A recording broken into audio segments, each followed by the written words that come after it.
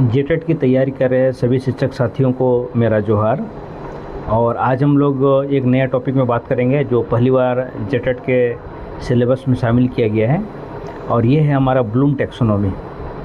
और इससे पहले वाले जो सिलेबस में ब्लूम टैक्सोनॉमी को शामिल नहीं किया गया था, और ये झारखंड के लिए नया है। जो सीटेट का एग्ज़ाम दे रहे हैं या दूसरे स्टेट टेट का एग्ज़ाम देते हैं उनके लिए ब्लूम टैक्सोनॉमी ऑलरेडी है। और ब्लूम टैक्सोनॉमी बहुत ही ज़रूरी है क्योंकि इसका एक शैक्षिक उपयोग होता है। एक शिक्षक को ब्लूम टैक्सोनॉमी के बारे में जानकारी होना बहुत ही ज़रूरी है। तो इसीलिए हम लोग जानेंगे ब्लूम टैक्सोनॉमी है क्या और ये कैसे वर्क करती है। तो ब्लूम टैक्सोनॉमी का एक ये लेवल है जिसमें knowledge, understanding, apply, analysis, evaluate और क्रिएट को दर्शाया गया है।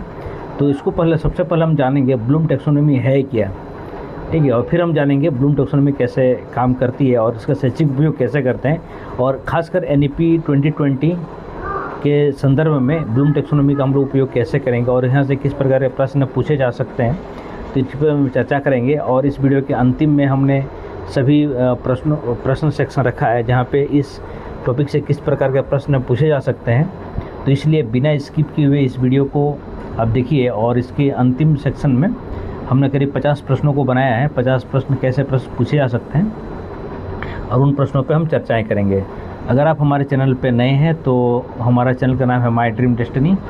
आप इसको सब्सक्राइब करना ना भूलें, साथ ही लाइक करें और कमेंट सेक्शन में अपना कमेंट दें कि आपको ये वीडियो कैसा लग रहा है और किन किन वीडियो हमें बनानी चाहिए, ठीक है। तो आप वो कमेंट दे सकते हैं, साथ ही अपने दोस्तों को ज़रूर शेयर करें। चलिए अब हम लोग शुरुआत करते हैं कि ब्लूम टैक्सोनॉमी है क्या। तो अब हम बात करते हैं ब्लूम टैक्सोनॉमी क्या है। ब्लूम टैक्सोनॉमी शिक्षा में अधिगम उद्देश्यों का एक वैज्ञानिक वर्गीकरण है। यानी इसके माध्यम से ये निर्धारित किया जाता है कि जो विद्यार्थी तथ्य याद कर रहा है, ठीक है, तो तथ्य याद करने के अलावा वो उसका विश्लेषण कर सकता है, मूल्यांकन कर सकता है और सृजन भी कर सकता है, ठीक है। तो ये एक शैक्षणिक परिकरण है। इसको सबसे पहले जिसने शुरुआत किया था उस व्यक्ति का नाम था बेंजामिन ब्लूम और उसके सहयोगियों द्वारा 1956 में विकसित किया गया था।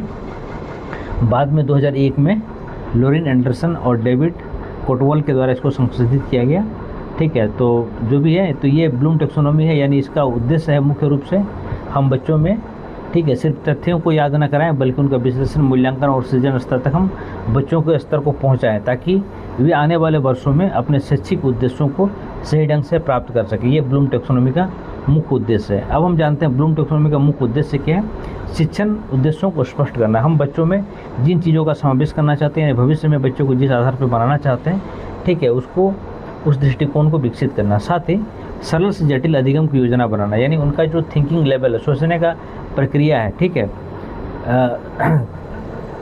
जो हमारा एक निम्न स्तरीय सोच से उच्च स्तरीय सोच की ओर बच्चों को बढ़ाना है। इसके अलावा बच्चे कैसे सोचते हैं, उनकी सोचने की क्षमताओं का विकास करना, ये ब्लूम टैक्सोनॉमी का मुख्य उद्देश्य है। साथ ही हम ये इसमें मदद करते हैं कि प्रश्नों का निर्माण बच्चे कैसे कर सकते हैं, किस प्रकार के संभावित प्रश्न हो सकते हैं, कोई भी टॉपिक से कैसे प्रश्नों को पूछा जा सकता है, ठीक है। इसके अलावा हम इसके माध्यम से निष्पक्ष और प्रभावी मूल्यांकन करते हैं। साथ ही हायर ऑर्डर थिंकिंग स्किल, भविष्य में जो भी परीक्षाएं आई होगी उसमें जो प्रश्न पूछे जाएंगे हायर ऑर्डर थिंकिंग स्किल, यानी आप प्रश्नों का जो समझ है, समझ का स्तर ज़्यादा हो गया है। अब सीधे तौर पे कोई प्रश्न नहीं पूछा जाता है। जैसे मान लीजिए ये पूछा जाए कि भारत की राजधानी कहाँ है, ये प्रश्न अब नहीं आते हैं। अब पूछा जाए कि भारत की राजधानी जो दिल्ली है, दिल्ली को कितनी बार बसाया गया है, या दिल्ली के राजधानी बनने से पहले, ठीक है, वहाँ किन किन शासकों के द्वारा उसको राजधानी के रूप में स्थापित किया गया था। तो इस प्रकार के प्रश्न आते हैं जो थोड़े से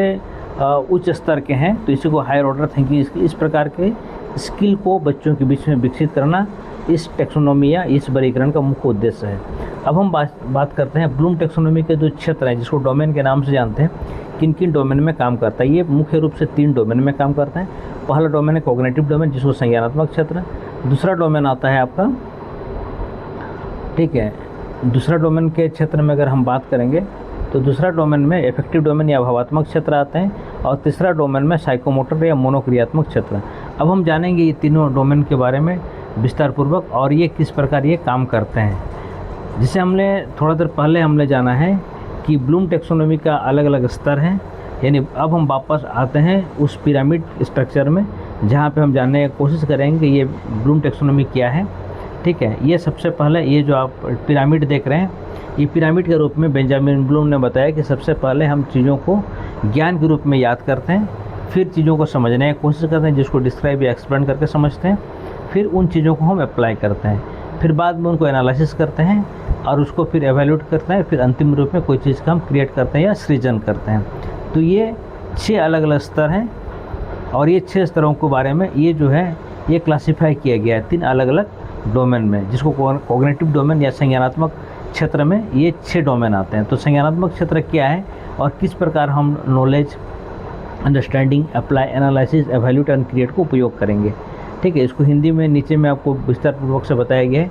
इसके अलावा यहाँ कुछ स्लाइड में हम अंग्रेजी में आपको दिखाए हैं, जैसे रिमेंबर यानी हम कैसे तथ्यों को याद करते हैं कि ज्ञान के थ्रू चीज़ों को याद करते हैं। उसके बाद अंडरस्टैंडिंग यानी जो चीज़ हमने ज्ञान के माध्यम से जाना उसको समझने की कोशिश करते हैं, फिर बाद में उनको हम अप्लाई करते हैं, ठीक है, उसको लागू करते हैं, फिर हम उन चीज़ों को एनालिसिस करते हैं, फिर बाद में उसको एवेल्यूट करके और क्रिएट करते हैं। अब इन चीज़ों को हम डिटेल्स में जानने की कोशिश करेंगे।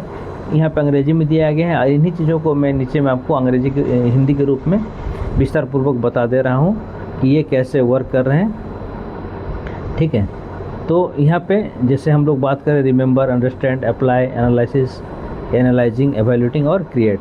ठीक है, तो अब चलिए यहाँ पर हम लोग बात करें 3 अलग अलग 3 क्षेत्र कॉग्निटिव डोमेन। कॉग्निटिव डोमेन या संज्ञानात्मक क्षेत्र में ब्लूम टैक्सोनॉमी की 6 अलग अलग स्तर आता है और ये स्तर ज्ञान और बौद्धिक स्तर से संबंधित है। अगर प्रश्न आएगा कि ब्लूम टैक्सोनॉमी का कॉग्निटिव डोमेन या संज्ञानात्मक क्षेत्र किससे संबंधित है, ज्ञान और बौद्धिक क्षमता, यानी यही स्तर में जो हम लोग बात कर रहे थे रिमेंबर या स्मरण करना।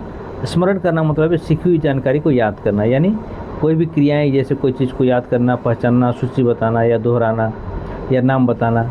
ठीक है, ये हम जैसे सबसे पहले सोचना शुरू करते हैं, सबसे चीज़ों को याद करते हैं। जैसे मान लीजिए एक प्रश्न के उदाहरण दिया गया कि भारत की राजधानी क्या है, तो यहाँ हमें याद है कि भारत की राजधानी दिल्ली है, तो ये याद करके हमने इस चीज़ को प्राप्त किया है। तो इसलिए ये किस स्तर को दिखाता है, रिमेंबर स्तर को। या प्रकाश संश्लेषण की परिभाषा लिखिए। प्रकाश संश्लेषण की परिभाषा आप कैसे लिखते हैं, याद कर लेते हैं, प्रकाश संश्लेषण की परिभाषा इस आधार पर लिखते हैं। ठीक है, तो ये कुछ प्रश्न पूछे जा सकते हैं। विद्यार्थी राज्य की राजधानियों का नाम याद करता है, तो ये किस स्तर को दर्शाता है, किस तरह उदाहरण आप आसानी से कर सकते हैं या प्रश्नों के माध्यम से भी दिखाया गया है। यानी ये स्मरण या रिमेंबर वाला पहला लेवल को शो कर रहा है।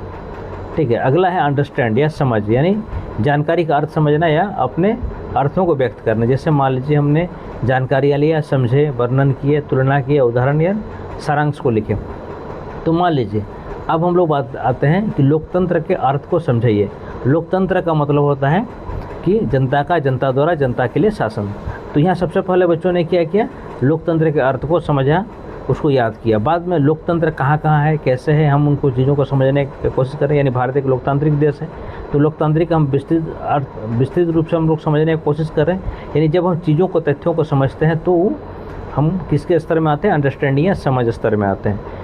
यानी उसके बाद जल चक्र का वर्णन करें। जल चक्र हम लोग जानते हैं कि जल चक्र की कैसे बनती है, तो सिर्फ यहाँ पे याद नहीं करना है बल्कि उन तथ्यों को याद करना है, यानी उन तथ्यों को समझना है, समझेंगे और साथ में उन उदाहरणों को विस्तृत रूप से व्याख्याएँ करेंगे। तीसरा स्तर है अप्लाई। अप्लाई मतलब होता है हमने पिछले 2 स्तर में जो चीज़ों को सीखा, यानी जिन चीज़ों को हमने याद किया और जिन चीज़ों को समझा, उन चीज़ों को हम कैसे उपयोग करेंगे। यानी सीखे हुए ज्ञान का नई परिस्थितियों में प्रयोग करना अनुप्रयोग कहलाता है। जैसे कोई चीज़ों को प्रयोग करेंगे या लागू करेंगे या समस्याओं का समाधान करेंगे या प्रदर्शन करेंगे। जैसे उदाहरण कर, प्रतिशत का प्रयोग करके छूट निकालना। तो छूट हम कैसे निकाला, सबसे पहले हमने क्या समझा, डिस्काउंट को समझा या बट्टा को समझा, यानी डिस्काउंट क्या है, या व्याकरण के जो नियम को प्रयोग करेंगे। मान लीजिए हमने समास को उदाहरण देखा, ठीक है, और हमने एक शब्द को लिखा कि चौराहा। चौराहा कौन से समास का उदाहरण है। तो सबसे पहले हमें क्या जानना पड़ेगा, सबसे पहले हमें समास के नियमों को समझना पड़ेगा कि चौराहा कौन सा समास है, समास के कितने भेद हैं। बाद में हम क्या करते हैं, व्याकरण के नियमों के आधार पर यह बता सकते हैं चौराहा कौन सा है, नीलांबर कौन सा है, पीताम्बर कौन सा है, ठीक है, जो भी है, कमल नयन कौन सा है। तो इस आधार पे हम क्या करते हैं, सीखे हुए जो भी हमारे ज्ञान है उसको उपयोग कर सकते हैं। या फिर मान लीजिए उदाहरण के तौर पर अगर हमें गणित के प्रश्नों को सोल्व कर रहे हैं तो हम क्या जानेंगे कि मान लीजिए एक आयत की लंबाई 14 सेंटीमीटर है और चौड़ाई 15 सेंटीमीटर है, तो उसका क्षेत्रफल को निकालिए। तो ये क्या हो गया, हमारे पास पहले से आयत के क्षेत्रफल का एक सूत्र याद है ऑलरेडी। बाद के वर्षों में हमने क्या किया, उस सूत्रों को लागू किया और उसका अनुप्रयोग या उपयोग किया। तो ये है अप्लाई। अब आते हैं हम एनालिसिस करना या विश्लेषण करना, यानी इसमें जानकारी को भागों में विभाजित करते हैं, यानी हम जान रहे हैं विश्लेषण करना, अंतर बताना, वर्गीकृत करना और कारण बताना। जैसे मान लीजिए हमने थोड़ा देर पहले लोकतंत्र के बारे में बात कर रहे थे, अब हम क्या करेंगे, लोकतंत्र और राजतंत्र। अगर हम बच्चों से पूछते हैं लोकतंत्र क्या है, ये बता सकते हैं कि जनता का शासन। तो लोकतंत्र से पहले क्या था, राजतंत्र था, यानी राजाओं का शासन था। तो लोकतंत्र और राजतंत्र में क्या प्रमुख अंतर है, ठीक है, और कौन सा, ठीक है, अंतर है, उन अंतरों को हम बता सकते हैं। यानी ये हो गया एनालिसिस करना, बच्चों में विश्लेषण की भावनाओं को बढ़ाना।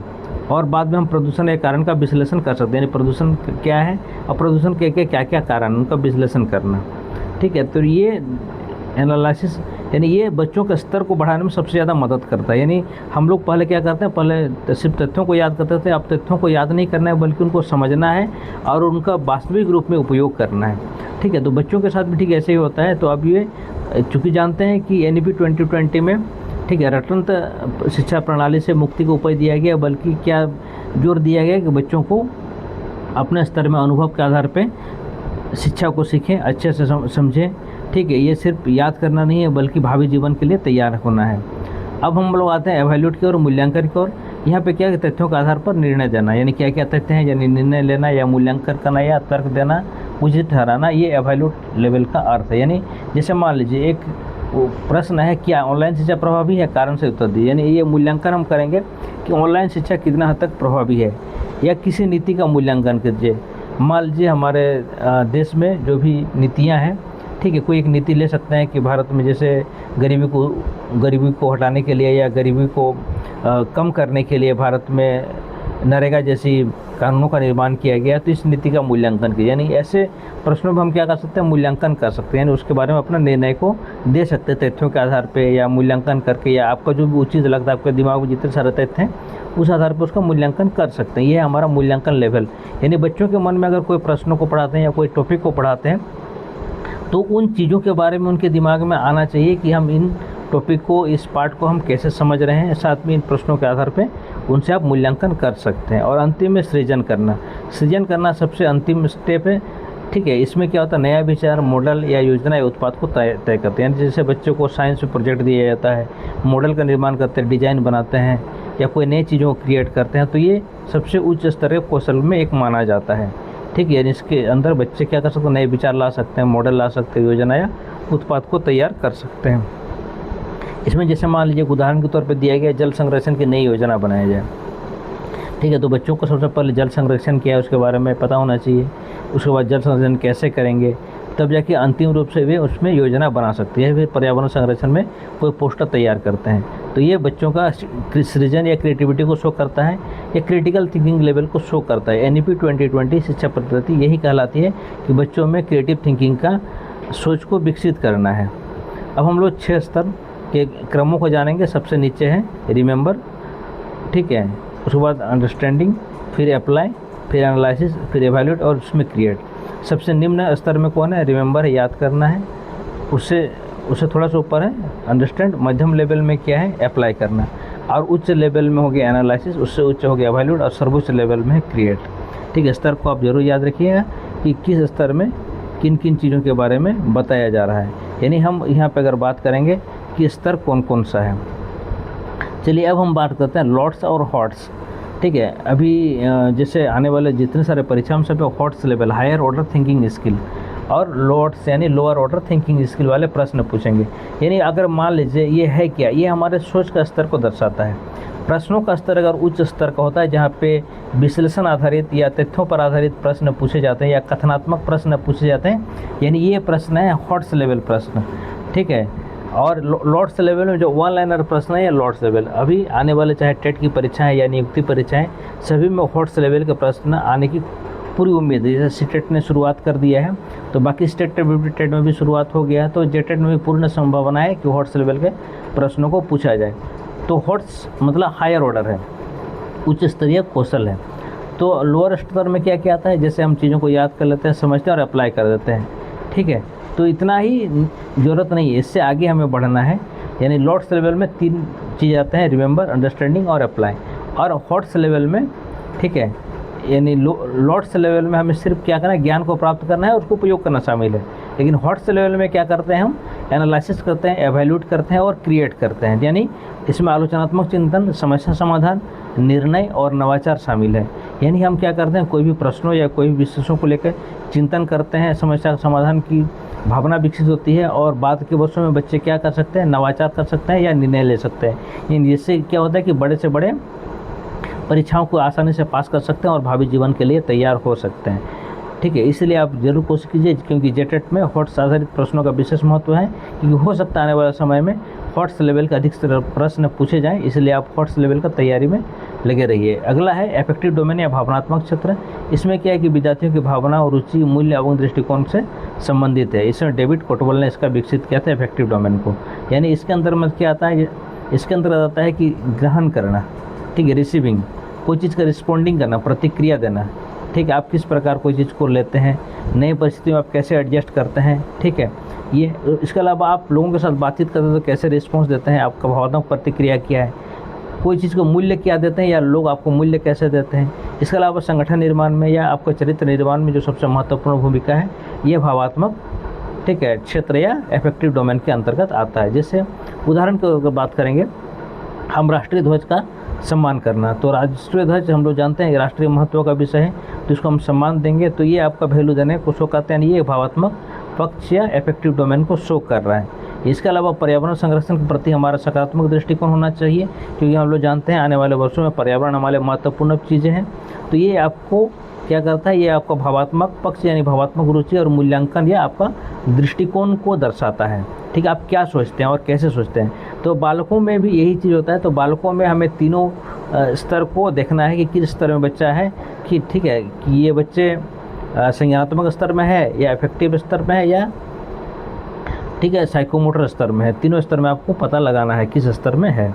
ठीक है, ताकि उस आधार पर आप बच्चों को आगे शैक्षणिक मदद कर सकें। अब हम बात करते हैं साइकोमोटर डोमेन या मनोक्रियात्मक क्षेत्र। मनोक्रियात्मक क्षेत्र का मतलब होता है कि ये शारीरिक कौशल और कार्य करने से संबंधित है।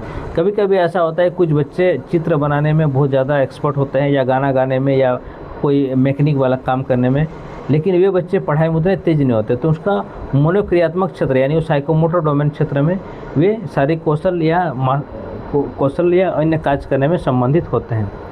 ठीक है, तो ये खेलकूद में अच्छे होते हैं, यानी जो कोई बहुत सारे विद्यार्थी ऐसे होते हैं जो खेलकूद में बहुत अच्छे होते हैं लेकिन पढ़ाई में फिसड्डी होते हैं। तो ये किस डोमेन के अंतर्गत आता है, उनका साइकोमोटर डोमेन या मनोक्रियात्मक, ठीक है, क्षेत्र के अंतर्गत आता है। ठीक है, इसके अलावा हस्तकला या कंप्यूटर संचालन ये महत्वपूर्ण विशेषता है।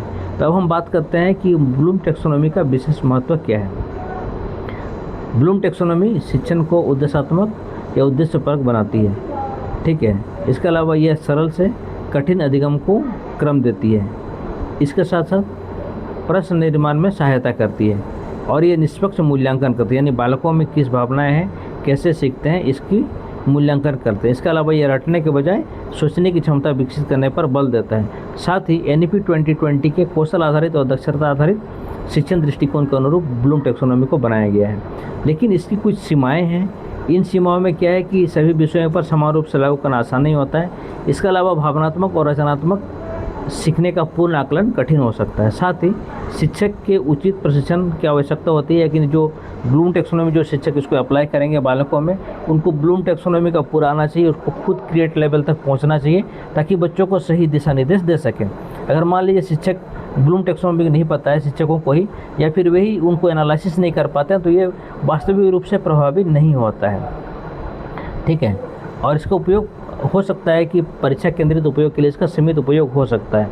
यानी मान लीजिए हम क्रिएट लेवल में पहुंच जाते हैं तो हम बड़े से बड़ा एग्ज़ाम को भी पास कर सकते हैं, यानी JPSC, UPSC या नीट JEE का लेवल में, तो ये हमारा एक अचीवमेंट हो जाता है। अब आते हैं कुछ महत्वपूर्ण तथ्यों के बारे में कि ब्लूम टैक्सोनॉमी से संबंधित 1956 में मूल ब्लूम टैक्सोनॉमी आया जो बेंजामिन ब्लूम ने बनाया था। 2001 में आया था संशोधित ब्लूम टैक्सोनॉमी। मूल स्तर में अंतिम स्तर क्या है, एवेल्यूट था, और वर्तमान संशोधित स्तर में क्या है, क्रिएट है। शुरू में क्या था, एवोल्यूशन था।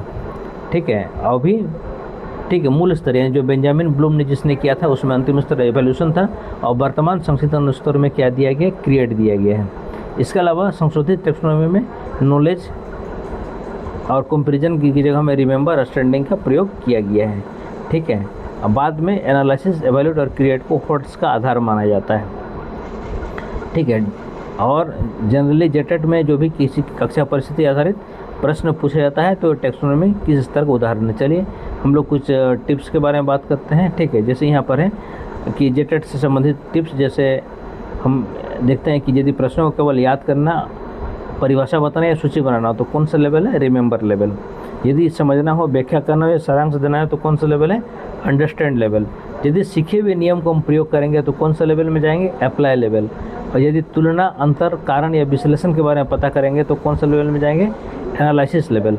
और यदि निर्णय, आलोचना, औचित्य या मूल्यांकन हो तो एवैल्यूएट लेवल। तो यदि नई योजना, मॉडल, परियोजना का बात करते हैं तो क्रिएट लेवल। तो हमने जो अभी थोड़ा देर पहले रिमेंबर, अंडरस्टैंडिंग, अप्लाई, एनालिसिस, एवैल्यूएट और क्रिएट के बारे में बात कर रहे थे, तो इसके एक छोटा सा आपको ट्रिप्स दे दिया गया है, ताकि जैसे मान लीजिए कोई प्रश्न पूछता है कि एक विद्यार्थी सिर्फ याद करता है या परिभाषा बताता है तो ब्लूम टैक्सोनॉमी कौन से स्तर को दिखाता है? Remember level. अगर मान लीजिए समझने की कोशिश करते हैं या व्याख्या, सारांश देता है, अंडरस्टैंड लेवल। सीखे हुए नियम का प्रयोग करना है तो अप्लाई लेवल। अगर मान लीजिए दो प्रश्नों के बीच तुलना करता है या विश्लेषण करता है, एनालिसिस लेवल। और वहीं निर्णय लेना या मूल्यांकन करना है, एवैल्यूएट लेवल। और कोई नई परियोजना, मॉडल या पोस्टर वगैरह या कोई नया क्रिएटिविटी हो तो वो क्रिएट लेवल। तो ये NEP 2020 का डिमांड है कि ये सभी लेवल बच्चों में विकास होना चाहिए। अगर बच्चे में क्रिएट लेवल तक पहुंच जाता है तो वो सबसे ज़्यादा प्रतिभाशाली विद्यार्थी है। वो आने वाले वर्षों में ठीक है टॉपर ही बन सकता है, साथ ही बड़े से बड़े एग्जाम को आसानी से क्रैक कर सकता है। इसलिए सभी जेटेट देने वाले साथियों से भी अनुरोध है कि आप लोग अपना लेवल को क्रिएट लेवल में ले जाएं, ताकि आप इस जेटेट के साथ साथ नियुक्ति परीक्षा का भी तैयारी कर सकें और नियुक्ति परीक्षा को पास करके शिक्षक का नौकरी कर पाएँ। तो इसके लिए हमें ठीक है, अभी हमारा लेवल लगभग अप्लाई लेवल तक है, हमें एनालिसिस लेवल, एवैल्यूएट लेवल और क्रिएट लेवल तक पहुंचना है। यानी हम अभी लॉट्स में हैं और हमें हॉट्स में पहुंचना है। यानी हायर ऑर्डर थिंकिंग स्किल का अगर उपयोग हम करेंगे तो हम कोई भी एग्ज़ाम को, यानी वर्तमान में तो हमारे पास जेटेट है और नियुक्ति परीक्षा है, दोनों परीक्षाओं को हम आसानी से पार कर सकते हैं और साथ ही ठीक है हम मेरिट में जगह बना सकते हैं। इसीलिए आप सभी से अनुरोध है कि आप लोग इसको अच्छा से समझने की कोशिश कीजिए। अगर कहीं पे कोई दिक्कतें हो रही है तो हमें कमेंट सेक्शन में बताना नहीं भूलें। अगर मान लीजिए अभी तक आपने हमारे चैनल को सब्सक्राइब नहीं किया तो हमें सब्सक्राइब करना ना भूलें। हमारे चैनल का नाम है माई ड्रीम डेस्टिनी, और साथ ही अपने दोस्तों को ज़रूर शेयर करें। अब हम बात करते हैं जेटेट में CDP से संबंधित ठीक है जो MCQ है, किस प्रकार के प्रश्न पूछे जा सकते हैं। ठीक है, अगर जैसे यहाँ पे एक प्रश्न है, एक शिक्षक छात्रों से जल संरक्षण पर नई योजना बनाने को कहता है तो ब्लूम टैक्सोनॉमी किस स्तर का उदाहरण है? ये क्रिएट लेवल को दर्शाता है। ब्लूम टैक्सोनॉमी का क्रिएट लेवल को है, जैसे हम लोग थोड़ा देर पहले बात कर रहे हैं नई योजना बनाने के बारे में। ठीक है, अगला है लोकतंत्र और राजतंत्र के बीच का अंतर स्पष्ट करता है। ये किसका उदाहरण है? ये एनालिसिस, दोनों के बीच में वो तुलनात्मक अध्ययन कर रहा है। उसके बाद है कि गणित का सूत्र लिखकर या सीखकर छात्र वास्तविक जीवन की समस्याओं को हल करता है। तो ये क्या कर रहा है? जैसे हमने थोड़ा देर पहले आपको उदाहरण में भी बताया था कि जो हमारे विद्यार्थी हैं वे क्या करते हैं, वे जानने की कोशिश करते हैं कि मान लीजिए एक आयत का क्षेत्रफल निकालें, उसमें आयत दिया हुआ है तो ये किसका उदाहरण है? अप्लाई का। यानी क्षेत्रफल उनको याद था, बाद में उसको अप्लाई करके निकाला दिया। यानी गणित का अधिकांश हल जो हम करते हैं अप्लाई का उपयोग करके, अप्लाई स्तर तक। अगर आपका गणित बहुत अच्छा है, आप गणित में बहुत अच्छे हैं, ठीक है, आप सूत्रों को याद करके या सूत्रों को लगा के आप उनका सॉल्यूशन बनाते हैं, यानी आपका अप्लाई लेवल सबसे अच्छा अप्लाई लेवल तक आप पहुंच चुके हैं। अब आते हैं शिक्षक छात्रों को किसी भी नीति के पक्ष एवं विपक्ष में निर्णय देने को कहता है तो ये स्तर किसका? एवैल्यूएट। यानी हम इसमें क्या करते हैं? मूल्यांकन करते हैं। ठीक है, एवैल्यूएट करते हैं। अगला है छात्र केवल परिभाषा याद करके सुनाते, किस तरह? रिमेंबर, याद करना। चलिए अपने शब्दों में समझाइए। यह है अंडरस्टैंडिंग का, यानी बच्चों ने क्या समझा है और कैसे समझा है। अब बात करते हैं कौन सा हॉट स्तर नहीं है? Analysis, एवैल्यूएट, create, understand hots level नहीं है, ये लॉट्स लेवल है। ठीक है, ये लोअर ऑर्डर है, हायर ऑर्डर का नहीं है। अगला है किसी छात्र की समस्या के कोई संभावित समाधान प्रस्तुत करते, ये स्तर क्या है? क्रिएट है, यानी अपने से कोई समस्या का समाधान करता है तो क्रिएट लेवल में। शिक्षक छात्रों को दो कविताओं की तुलना करने को कहता तो स्तर क्या है? एनालिसिस लेवल है। ठीक है, यानी उसके बाद है छात्र की सिद्धांत की उपयोगिता पर तर्क देता है, यह स्तर क्या है? एवैल्यूएट लेवल है। अगला है संशोधित ब्लूम टैक्सोनॉमी का सर्वोच्च स्तर क्या है? क्रिएट है। इसके बाद है यदि छात्र केवल तथ्यों को पहचानता है तो किस स्तर पर कार्य कर रहा है? ये रिमेंबर, यानी वो सिर्फ रट रहा है। अगला है क्यों और कैसे प्रकार के प्रश्न मुख्यतः किस तरह से जुड़े हैं? एनालिसिस से। ठीक है, क्यों और कैसे प्रश्न आते हैं हमेशा एनालिसिस लेवल से। अगला है छात्र विज्ञान के सिद्धांत का प्रयोग करके नया मॉडल बनाता है, तो ये स्तर किसका है, ये क्रिएट लेवल को दर्शाता है। अगला है उचित ठहराइए, जस्टिफाई कीजिए, किसका संकेत है, यह एवैल्यूएट का संकेत है। अगला है निम्नलिखित में से कौन सा क्रिया शब्द रिमेंबर से संबंधित। रिमेंबर का मतलब होता है सूची बनाना, ठीक है, यहाँ पे हिंदी में दिया गया है, पहले वाला अंग्रेजी में था, ठीक है, तो यहाँ पे रिमेंबर शब्द है यानी सूची बनाना। अगला है तुलना करना, तुलना करना किस तरह का है, एनालिसिस का है। अगला है छात्र सीखे हुए नियमों को नई परिस्थितियों में लागू करता है, कौन सा लेवल है, अप्लाई लेवल, लागू करता है। अगला है डिजाइन करना, डिजाइन किसको दिखाता है, डिजाइन मतलब अपना नया चीज़ नवाचार को बढ़ावा देना है, ये क्रिएट लेवल को दर्शा रहा है। नेक्स्ट है लॉट्स, लॉट्स किसका भाग है, लोअर ऑर्डर थिंकिंग स्किल, ये अप्लाई का भाग है, यानी लागू करने का हिस्सा है। ब्लूम टेक्सोनोमी का मुख्य उद्देश्य क्या है, अधिगम उद्देश्यों का वर्गीकरण, यानी हम बच्चों को जो शिक्षण प्रक्रिया दे रहे हैं, ठीक है, जो अधिगम करा रहे हैं, ठीक है, उसका वर्गीकरण, कैसे बच्चे सीखते हैं और कितना हद तक सीख पाते हैं। अगला संशोधित ब्लूम टेक्सोनोमी किस वर्ष प्रस्तुत की गई थी, 2001 में, और संशोधित ब्लूम टेक्सोनोमी आई थी। मूल ब्लूम टेक्सोनोमी कब आई थी, 1956 में आई थी। संशोधित ब्लूम टेक्सोनोमी का अंतिम स्तर कौन सा है, क्रिएट, व्याख्या करना संबंधित है यानी अंडरस्टैंड से। समाधान प्रस्तुत करना का मुख्य संकेत आता है किससे, क्रिएट से। अंतर स्पष्ट करना किसका उदाहरण है, एनालिसिस का उदाहरण है। पहचानना, पहचाना किसका अंदर है, रिमेंबर। अगला है सारांश से लिखना, किस स्तर का है, अंडरस्टैंड। आलोचनात्मक निर्णय देना किस स्तर का उदाहरण है, एवैल्यूएट का। थॉट्स का प्रथम स्तर क्या है, एनालिसिस। छात्र किसी प्रयोग के परिणाम की व्याख्या करता है, तो ये स्तर क्या है, ये अंडरस्टैंड लेवल है। शिक्षक छात्रों से नई शिक्षण योजना तैयार करवाता है, तो ये क्या है, क्रिएट, यानी नवाचार को बढ़ावा देना, नया तरीका से उसको पूछ रहा है। औचित्य सिद्ध करना यानी एवैल्यूएट करना। अगला है निम्नलिखित में से कौन सा शब्द क्रिया, एनालाइज संबंधित, क्रिया का मतलब है वर्गीकृत करना, एनालिसिस। अगला उदाहरण देना किसका संकेत है, अंडरस्टैंड का। प्रयोग करना संकेत मिलता है अप्लाई का। ब्लूम टेक्सोनोमी का सर्वोच्च स्तर कौन सा है, हॉट्स का, क्रिएट। किसी नीति या गुण दोष बताना किसका उदाहरण है, एवैल्यूएट का उदाहरण है। कारण बताइए किस तरह का प्रमुख संकेत है, एनालिसिस का है। छात्र के सिद्धांत को अपने शब्दों में समझाते ये स्तर क्या है, अंडरस्टैंड है। योजना बनाना किस स्तर का उदाहरण है, क्रिएट का। निर्णय लेना किस स्तर संबंधित है, एवैल्यूएट का। वर्गीकृत करना किस स्तर का उदाहरण है, एनालिसिस। और निम्न में से कौन सा स्तर सीधे ज्ञान के प्रयोग संबंधित है, अप्लाई। नई कहानी लिखना किसका उदाहरण है, यानी ये क्रिएट का उदाहरण है। संशोधित ब्लूम टेक्सोनोमी में क्रियाओं का उपयोग क्यों किया गया है, अधिगम को क्रियात्मक बनाने के लिए। अगला है जेटेट में अगर हॉट्स आधारित प्रश्न कहाँ से पूछे जा सकते हैं, यानी अगर मान लीजिए पूछे जाएंगे जेटेट में हॉट्स आधारित प्रश्न, तो समझिए वो जो आपकी उच्च स्तरीय चिंतन क्षमता को जांचने के लिए पूछे जा रहे हैं। आपको इस स्थिति में रेडी रहना है। आप कोशिश कीजिए कि आप अपना लेवल को हॉट्स बनाएं, यानी आप क्रिएट तक पहुँचें। यदि छात्र किसी सामाजिक समस्या का अनुभव अभिनव समाधान प्रस्तुत करता है, तो किस स्तर से कार्य कर रहा है, क्रिएट लेवल। और जेटेट सीडीपी में प्रभावी शिक्षण अधिगम का मुख्य उद्देश्य क्या होना चाहिए, यानी अगर आप जेटेट दे रहे हैं तो आपका क्या होना चाहिए, आप उच्च स्तरीय अपना चिंतन को विकसित कीजिए और साथ ही सृजनात्मक क्षमता का विकास। तो हम सभी शिक्षक साथियों से यही कहना चाहते हैं कि ब्लूम टेक्सोनोमी को सिर्फ समझिए ही मत, बल्कि आप अपने जीवन में भी लागू कीजिए, ताकि आप ब्लूम टेक्सोनोमी के सर्वोच्च स्तर में पहुँच के आप आगामी दिनों में बहुत सारे एग्जाम ही नहीं, ठीक है, जेपीएससी, बीपीएससी और यूपीएससी जैसे परीक्षाओं को भी पास कर सकता है। साथ ही अगर आप क्रिएट लेवल पर पहुंच जाते हैं तो बहुत आसानी से ही आप जेटेट और शिक्षक नियुक्ति परीक्षा को आसानी से पास कर सकते हैं। आप सबों को बहुत बहुत धन्यवाद हमारे चैनल पर बने रहने के लिए। और अभी तक आपने सब्सक्राइब नहीं किया तो हमें ज़रूर सब्सक्राइब करें और कमेंट सेक्शन में कमेंट देना ना भूलें, ताकि हम आपको आने वाले समय में आप तक इससे बेहतरीन वीडियो ला सकें।